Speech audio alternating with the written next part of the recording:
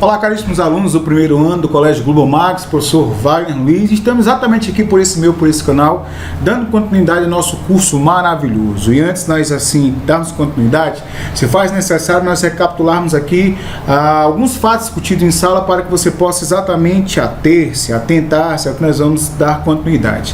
Então vamos aqui recapitular. Em um outro momento, em sala de aula, você deve lembrar que foi falado para você que sim, literatura é uma arte que representa por palavras, que expressa por palavras uma emoção ou um fato social. Quando eu vos lembro esse conceito, eu quero que você automaticamente consiga associar as tendências, exatamente, aos comportamentos registrados, celebrados pela arte da literatura. A literatura, sim, ela é uma arte, ela não é uma ciência. E sendo a literatura uma arte, é claro que ela é representativa. E sendo ela representativa, o que é que ela vai representar, professor? Ela vai representar os costumes de uma sociedade.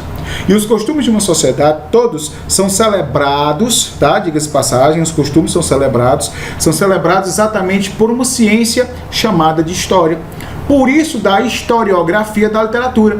Então, a gente vai discutir aqui um pouquinho sobre historiografia da literatura, sempre recapitulando conceitos, para que você possa compreender, para que você possa entender, para que você saiba quando utilizar, quando empregar, tudo bem? Então, a ciência da história, ela parte de um princípio, de um princípio temporal, ou seja, cronológico. Quando eu discuto a questão da historiografia literária, eu quero que você lembre-se, e em sala de aula você estava presente, óbvio, Você deve lembrar que foi falado para você da historiografia. Então vamos aqui recapitular, tá? O primeiro movimento que nós chegamos em sala V foi o trovadorismo. E eu afirmei para você que o trovadorismo é uma data oficial que registra exatamente o princípio dessa produção literária, dessa produção cultural, foi exatamente ali por volta de 1189. Quando eu te falo por volta, é porque eu tenho duas datas. Tem estudiosos que defendem 1189, como eu também tenho estudiosos que defendem 1198. Mas vamos ficar com a 1189 porque é mais comum, é mais convencional. Então muitas coisas históricas irão acontecer, irão ocorrer, e haverá exatamente um momento de transição. Essa transição fora denominada, chamada de pré-renascimento. Essa denominação também pode ser chamada de humanística, ou seja, humanismo, ali em 1418. Então nós tivemos um momento de consolidação, um momento de transição, de consolidação e transição. Consolidação de quê, professor? De conceitos, de paradigmas, de valores. Tudo bem? Transição. Eu começo ali literalmente a mostrar um momento em que a Idade Média vai vivenciando, vai amargando uma crise, e vai exatamente ressurgindo a fênix, ou seja, novos valores, novos conceitos, novas ideias. E aí em 1527, que é a data oficial, nós temos exatamente a consolidação de uma tendência que eu diria que seria o amadurecimento do humanismo, chamada de classicismo. Então o classicismo ele vai exatamente ser o quê? Culturalmente falando? Culturalmente falando para você, o classicismo ele é o amadurecimento do humanismo. Ele é a cultura do Renascimento, tudo bem? E o Renascimento ele celebra exatamente o surgimento de uma nova filosofia, a filosofia moderna, que vai de encontro à filosofia até então vigente, uma filosofia eclesiástica que era ensinada nas escolas, por isso que também ficara conhecida como filosofia escolástica. Então nós chegamos ao Brasil, e ao chegar ao Brasil nós temos um momento conhecido como quentismo.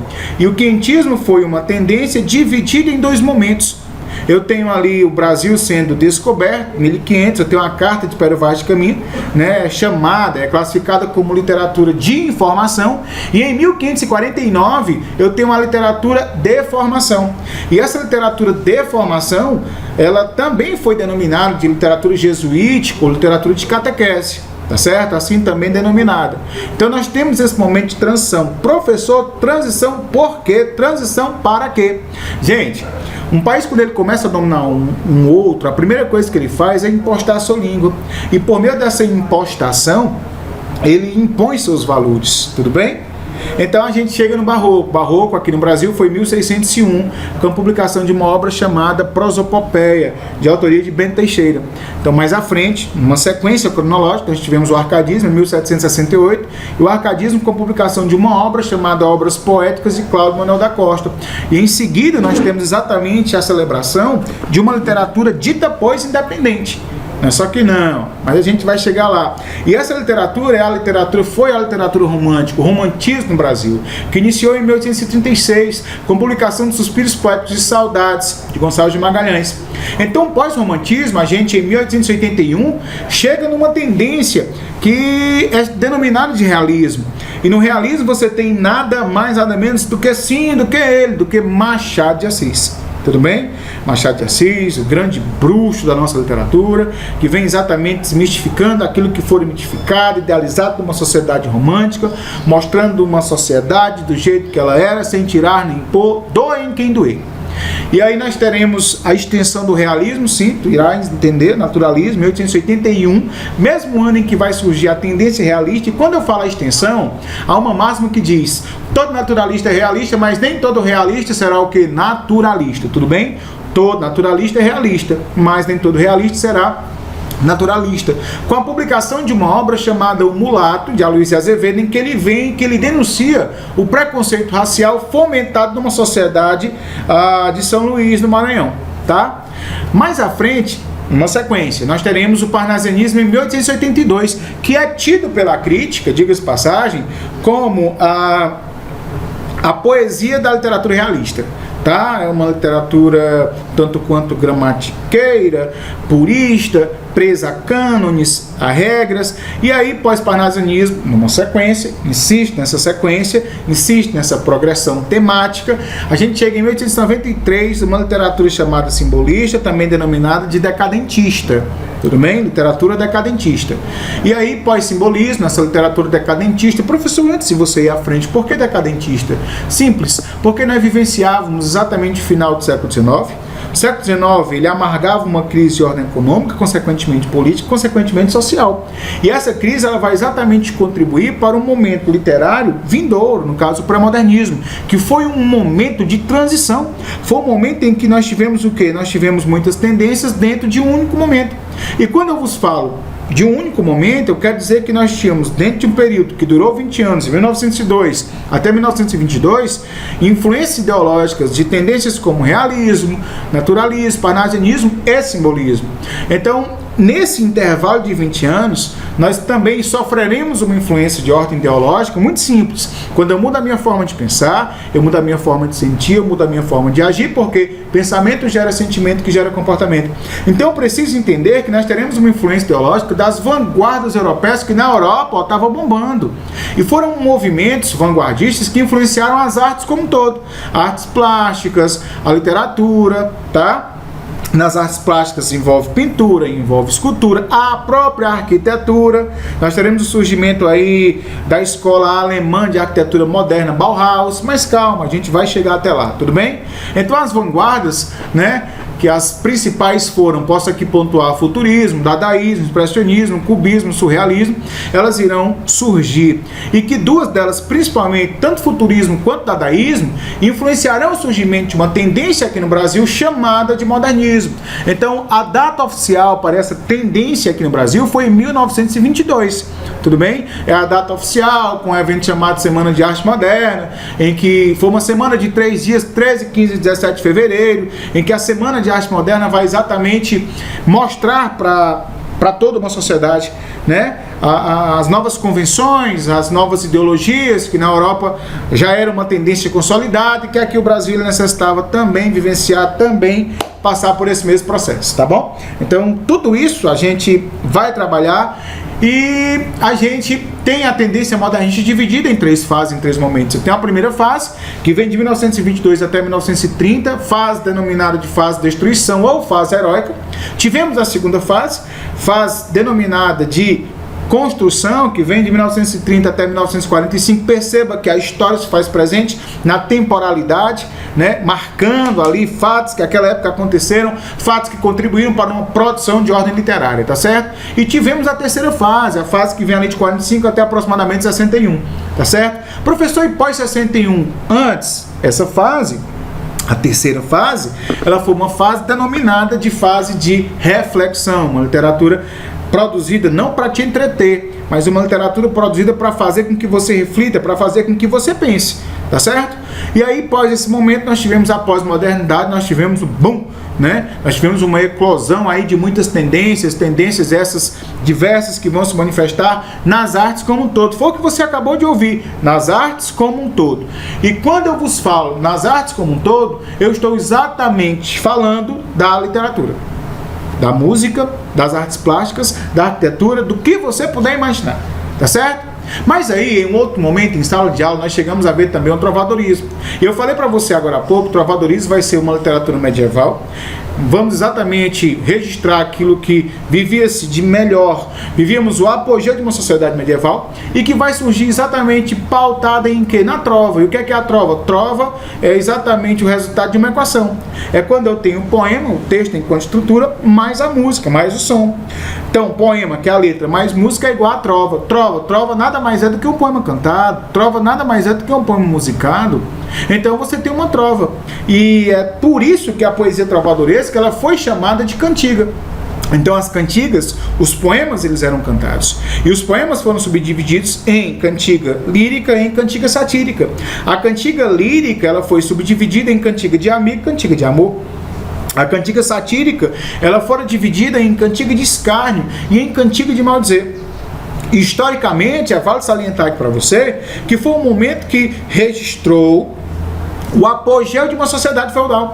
E quando eu vos falo o apogeu de uma sociedade feudal, eu quero que você entenda, eu quero que você compreenda que nós tínhamos exatamente como valores exaltados numa produção literária aquilo que a Igreja Católica ditava como verdade. Vale salientar que mesmo a Igreja, que naquela época reinava absolutamente, tá? Ela ditava exatamente os seus cânones, suas regras. Nós tivemos uma produção literária um tanto quanto superficial, delimitada, o que você ouviu mesmo, delimitada, exatamente porque o conhecimento era algo para aquela época, por mais que se tivesse, tinha-se muito algo um tanto quanto escasso, nem todos tinham acesso. Nem todos tinham acesso. Então era uma literatura que ela tematizava muito sobre a questão do amor, tematizava muito a questão da saudade, tá? Então as cantigas elas têm exatamente essa temática. Por exemplo, Fá, tá? Você pega a cantiga de amigo, qual é o tema? O tema vai girar em redor da saudade, tá? Da saudade. Quando tu pegas ali a cantiga de amor, a temática vai girar em redor do amor. Mas esse amor era um amor que não era correspondido, ou seja, platônico, vivenciado entre as pessoas da corte, princesa, né? A platonicidade, e além da platonicidade, você tinha a fidelidade do amante, né? Para com a amada. Então era essa a temática. Então nós teremos ali um momento de transição, até que nesse momento de transição, acredite, chegamos na temática também dessa aula, na questão do humanismo. Durante muito tempo, como eu agora há pouco havia falado para você, dominou absolutamente uma instituição poderosíssima e poderosa até hoje, a Igreja Católica. E a Igreja Católica naquela época já dominava, pautada numa filosofia, tudo bem? Num conceito, numa ideia. Então, se eu perguntar a você qual a tua filosofia de vida, se eu perguntar a você e pudesse ouvir, né, nesse exato momento, por que você está aqui ouvindo esse vídeo, né? E eu sei que a tua resposta ela necessita, é uma necessidade, tá? É uma precisão. Ir além de você delimitar, acreditar que é porque eu preciso concluir um ano, eu preciso. Não, você precisa aprender, tá? O que você necessita é aprender. Então o que é que eu quero que você perceba? Que naquela época a filosofia pautada era centrada na filosofia chamada de eclesiástica, tudo bem? E essa filosofia eclesiástica ela era ensinada nas escolas, por isso que também foi denominada de filosofia escolástica. E essa filosofia ela era centrada em quem? Numa visão teocêntrica, em Deus. Tudo na tua vida acontece ou deixa acontecer porque Deus quer. Em outras palavras, tá? Trazendo para os nossos dias. Nesse exato momento, nós estamos tendo essa aula, eu daqui e você daí, porque Deus permitiu. Nós temos a questão exatamente da centralidade em Deus. Tudo na minha vida, na tua vida acontece ou deixa acontecer porque Deus quer. E é claro que o homem, ele vai exatamente conseguir desbravar novas terras. E como é que o homem vai conseguir desbravar novas terras, professores? Invadindo-as. A sociedade economicamente naquela época, ela era uma sociedade feudal. Como é que eu fazia para conquistar novas terras? Comprando como abençoado. Se naquela época não havia dinheiro, invadindo. Tão verdade que nesse período você estuda as grandes invasões. E as invasões, elas eram feitas por militares. Que militares, abençoados? As invasões, elas eram feitas por cavaleiros. Daí relatos, contações. Dentre essas contações que eu posso, que eu devo e que eu tenho que lembrar você, nós tivemos e temos, dentre as contações, uma contação chamada de quê? Exatamente, as novelas de cavalaria. Lá nas novelas de cavalaria, eu entendi, eu aprendi que em sala, essas novelas, elas foram denominadas, elas foram chamadas de quê? Bom, na verdade, novelas de cavalaria assim foram denominadas, foram divididas em ciclos. Ciclo de Bretão, ou arturiano, ciclo clássico ou ciclo carolíngio, tá? E chegamos em sala a discutir sobre o ciclo de Bretão, arturiano, o relato das aventuras de um rei famosíssimo, de um rei chamado Rei Arthur, tudo bem? Rei Arthur e a Távola Redonda, tudo bem? Então, são relatos, contações, de forma assim que se conquistavam novas terras por meio de invasões. É exatamente isso que você ouviu, por meio de invasões. Então, nesse momento, o homem começa a quebrar paradigmas, conceitos. E nessa quebra, nesse processo de ruptura, o homem começa a mudar a sua forma de pensar. Mais uma vez, volto para aquilo que agora há pouco falei para você.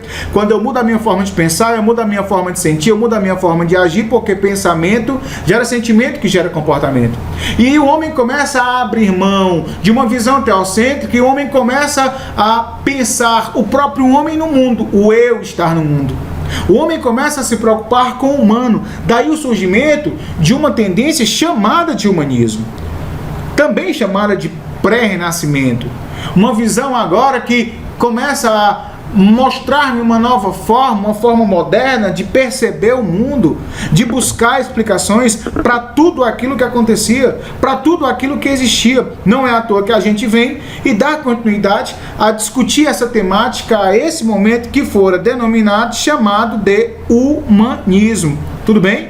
Então, professor Wagner, o que é que eu preciso entender, tá? Você precisa entender que o humanismo é o nome dado a uma corrente filosófica e artística que surgiu no século XIV na Europa. Foi uma tendência. Essa tendência na literatura representou o quê? O período de transição, isso, de adaptação, isso, de mudança entre o trovadorismo, 1189, e o classicismo, 1527, bem como da Idade Média para a Idade Moderna, né? Ou seja, a filosofia moderna batendo a porta, a filosofia moderna querendo mostrar para que veio, ou seja, numa linguagem mais atual, tá? Vou aqui exemplificar com Raul Seixas. Eu prefiro ser essa metamorfose ambulante do que ter aquela velha opinião formada sobre tudo. Eu estou aberto a novas ideias, desde que você me convença. Desde que você me convença. Já dizia um grande autor classicista chamado Camões: mudam-se os tempos, mudam-se as vontades, muda-se o ser. Todo o mundo é composto de mudanças, tomando sempre novas qualidades. Então, se tudo muda, eu preciso mudar. Eu preciso permitir o novo. Eu preciso entender que o momento, ele me forja e me força a fazer, talvez não o que eu não queira, mas o que eu preciso. É quando a necessidade, ela fala maior, é quando a necessidade, ela se faz mais forte do que um querer e me sujeita à mudança, porque o mudar é inevitável. Então a literatura, ela vem e ela reporta. E é claro que o marco inicial, como eu falei para você, se dá em 1418 com Fernão Lopes. Quem foi Fernão Lopes, professor? Bom, Fernão Lopes, antes de mais nada, ele é considerado o pai da historiografia portuguesa. É exatamente.